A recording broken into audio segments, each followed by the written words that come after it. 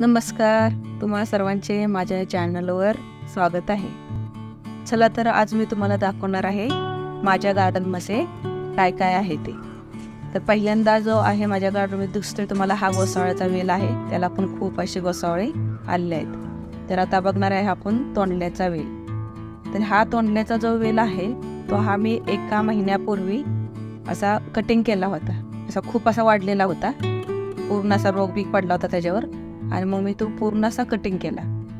आणि मग त्याच्यानंतर मी काय केलं, त्या कुंडीतली पूर्ण माती आहे ना त्याची खोदून घेतली आणि सगळी अशी भुसभुशीत केली ती माती। म्हणजे मी माती बाहेर काढली। बाहेर काढल्यानंतर मग त्यामध्ये मी शेणखत, गांडूळ खत आणि लिंबोळी खत हे तिन्ही खतं अशी एकत्र केली आणि मग त्या कुंडीमध्ये चार एक पूर्ण बाजूने अशी टाकून घेतली। आणि मग जी माती बाहेर काढलेली होती त्याने वरून टाकली, पाणी घातलं आणि रोज भरपूर प्रमाणात असं मी त्याला पाणी देत होते। आणि खूप छान असा हा वेल बघा फुटून आलेला आहे।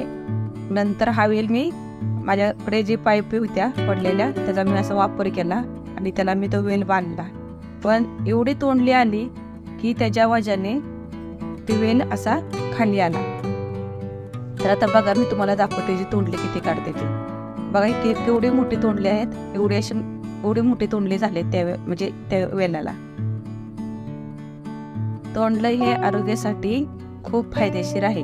तोंडल्यामध्ये ना फायबर जास्त प्रमाणात असल्यामुळे ते आपली जी पचनक्रिया आहे ते सुधारते। म्हणजे आपलं असं पोट बीट फुगलं असलं ना, आणि आपण जर बघा तोंडल्याची भाजी खाल्ली तर जास्त पोट साफ होतं चांगलं।